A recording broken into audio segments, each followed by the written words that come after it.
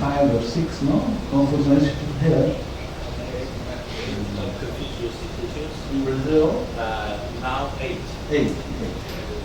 Isso vai ser multiplicado por 10, 80 ou 100 universidades federais.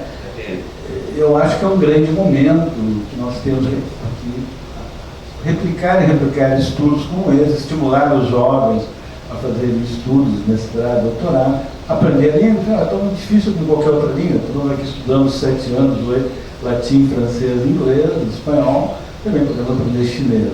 Eu estou começando a dedurar um pouco.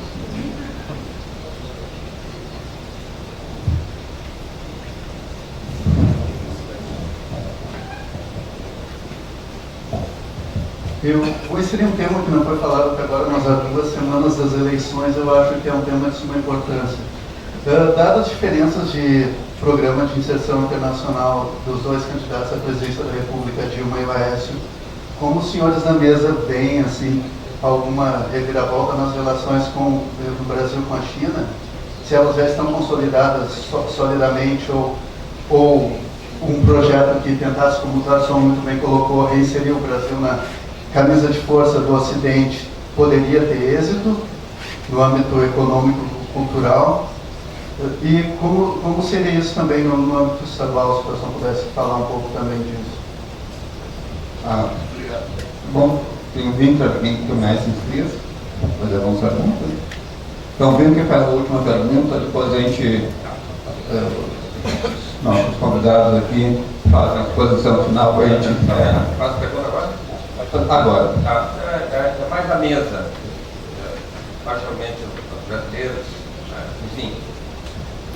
O Tarson falava da questão da relação com a China, da questão das exportações, particularmente de commodities, né? No caso do Rio Grande do Sul tem muito a ver com soja, mas também tem a ver com minérios. E a contrapartida na relação com a China seria a área de infraestrutura, que enfrenta algumas dificuldades em função da regulação. Mas, enfim, a minha pergunta é se nessa redefinição da divisão internacional do trabalho, se nós não estaríamos, em alguma medida, repetindo, sob novas funções, obviamente, algo que já foi experimentado no século XIX com os ingleses. Nós exportávamos uma commodity do café e toda a infraestrutura construída pela Inglaterra. Eu pergunto, se no âmbito dessas negociações nós não estaríamos também tendo possibilidades ou não de investimentos aqui que tem a ver com transferência tecnológica, por exemplo, ou em parcerias que impliquem em transferência tecnológica, que é uma das pautas importantes, né, que tem na discussão brasileira no momento.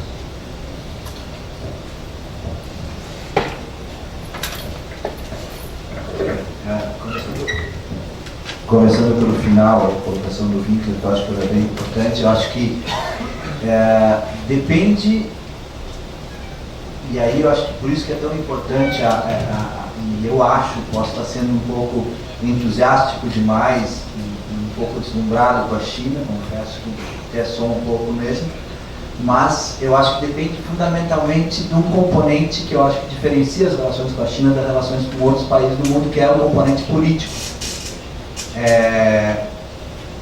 Para os chineses a política faz diferença. Não se trata só de uma relação estritamente comercial e de curto prazo. Por tudo que eu já estudei, por tudo que eu já conversei, os chineses têm uma visão estratégica de longo prazo e têm muito cuidado, porque já viveram muitas guerras e já foram invadidos muitas vezes, com as consequências das suas estratégias no mundo. Então eles são muito cuidadosos. É um engano a gente pensar que a abordagem do chinês sobre o mercado mundial e das relações com outros países reproduza a abordagem etnocêntrica e hierárquica que os países ocidentais tinham com a América Latina e com o chamado Terceiro Mundo. Bom, os ingleses queriam vir negociar e queriam estabelecer uma relação unilateral e era isso, dava espelho e conta para os nativos e ficava com o ouro. Os chineses têm muito claro que eles estão mexendo com o equilíbrio de poder mundial E que eles precisam, para isso, então, ter uma estratégia que seja cuidadosa e que previna potenciais conflitos. Então, nesse sentido, eu acho que eles não pretendem reproduzir essa divisão de trabalho. É óbvio que, se puderem ficar comprando soja e vendendo coisa para a gente, eles vão, mas eles sabem que, para conquistar um espaço que hoje é dos Estados Unidos e da Europa, eles precisam ter alguma coisa a mais a oferecer. Então, eu acho que só vamos reproduzir essa relação de nós ficar exportando bens primários e importando bens de maior valor agregado tecnológico se a gente quiser. Porque a disposição dos chineses é estabelecer uma parceria aonde a gente possa se beneficiar também. É diferente, por exemplo, da postura dos chineses com a África, que foi muito mais top-down. Mas aqui eles sabem que eles precisam ter um perfil de trocas o mais justo possível, justamente para conseguir conquistar um espaço.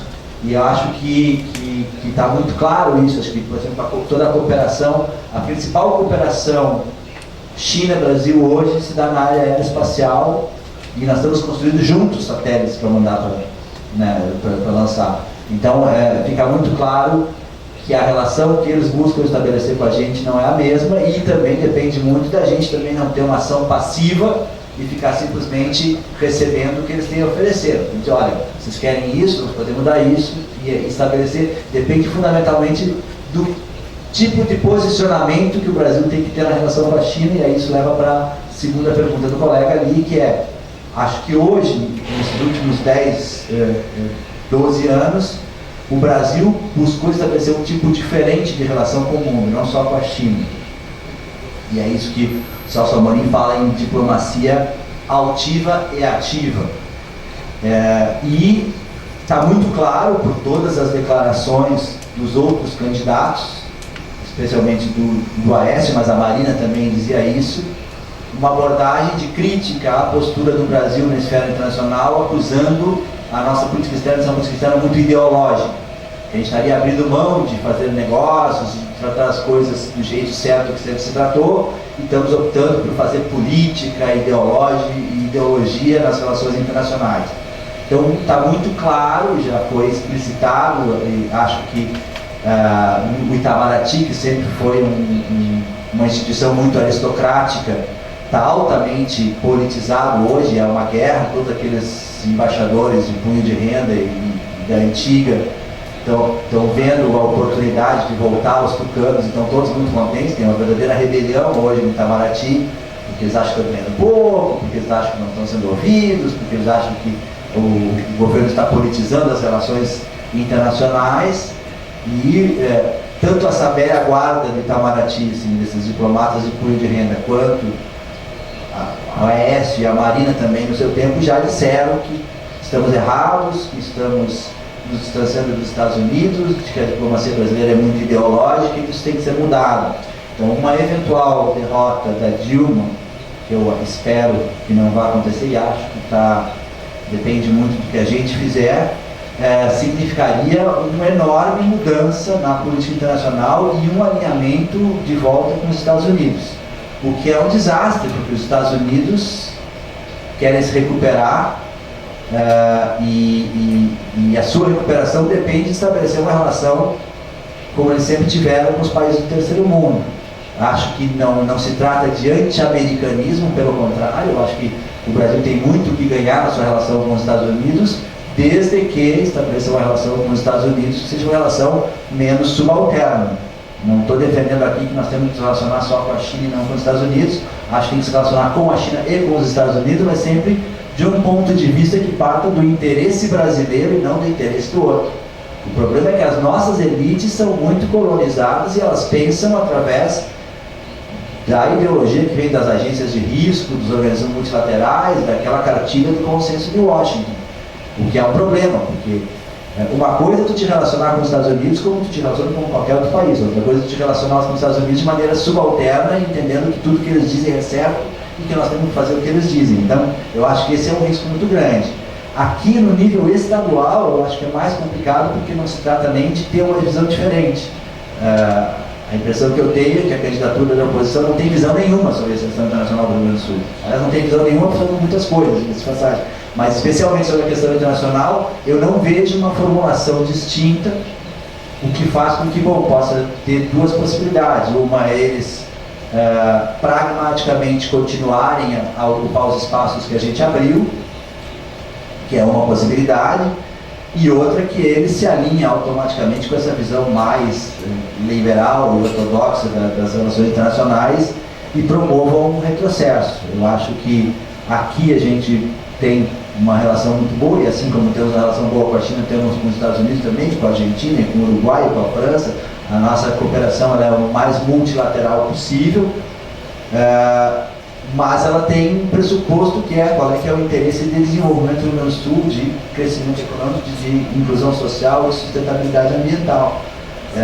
E acho que isso aí está sob risco, espero que não, estamos buscando justamente tentar institucionalizar o máximo possível as nossas relações, fazer com que sejam relações de Estado e não de governo, e que mesmo que haja uma mudança de governo, se tente continuar as coisas que a gente vem fazendo.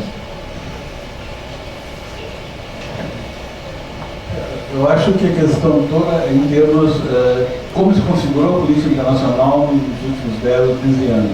Lembrem que foi o fortalecimento de blocos regionais, no caso o grande Mercosul, que conseguiu barrar os acordos unilaterais de livre comércio, por exemplo, com alguns países da América Latina, com os Estados Unidos, ou mesmo com a União Europeia. O Mercosul conseguiu impedir isso. Nós observamos no México hoje os efeitos de um acordo de livre comércio internacional.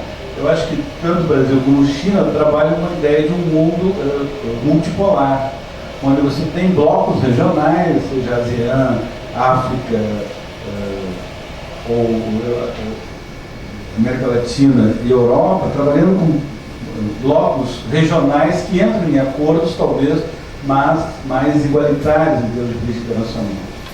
E eu acho que essa é uma aposta nova, e que claramente está na frase que falava o garçom do chanceler. Por outro lado, em termos de... Os chineses, por exemplo, eles trazem o seguinte quadro no período anterior.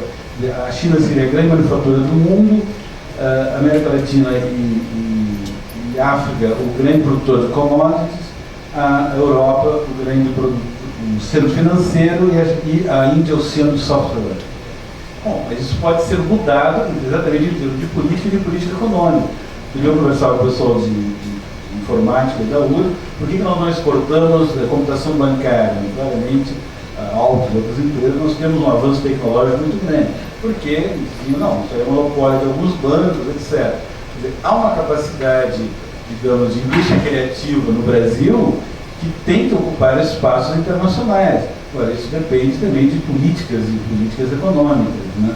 Eu acho que nós não estamos condenados a ser produtores de commodities, etc, etc. Bom, toda a questão de ciência e tecnologia, né, que é uma prioridade em ambos os países, e que houve uma grande expansão em ambos os países, né, nas devidas proporções.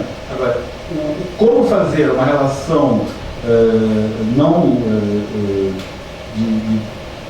digamos, dual e não unilateral, é uma decisão política. Isso vai depender das decisões políticas que forem tomadas por quem ganha a eleição.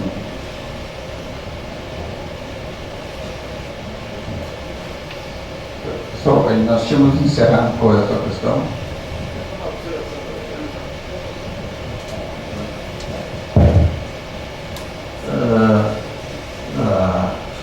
Na década de 80, essa é uma informação do diretor da Philips, num evento que aconteceu aqui há uns 2, 3 anos atrás, a China formou 330 mil PhDs.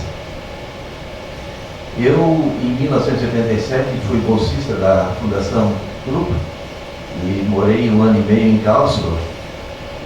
Karlsruhe foi a cidade, uma das principais cidades escolhidas para a formação de técnicos chineses, PhDs chineses. Tive uma convivência muito grande com o Liu Baiyuan, era meu colega de sala de estudo.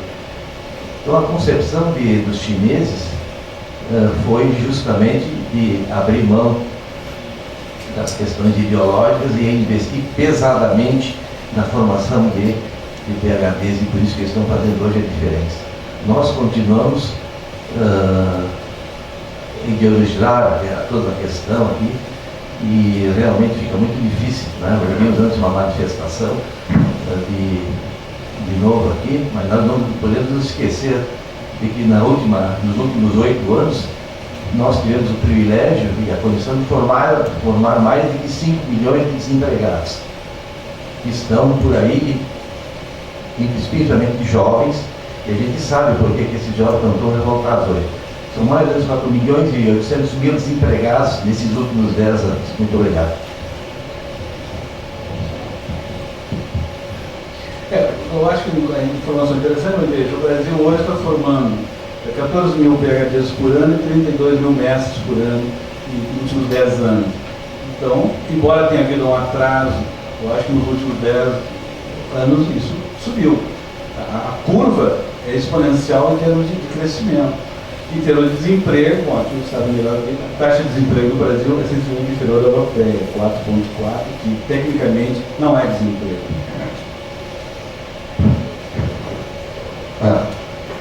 Antes de encerrar, administra o plano 600. Ok, eu gostaria de encerrar fazendo um agradecimento especial, né, aos nossos produtores que estão ali, a presença do Ministério Público, a presença do Tatão, a presença do professor José Vicente. Né? Foi uma tarde de muito aprendizado aqui, né? E esperamos que a gente volte a repetir a próxima sessão, talvez na Minéia.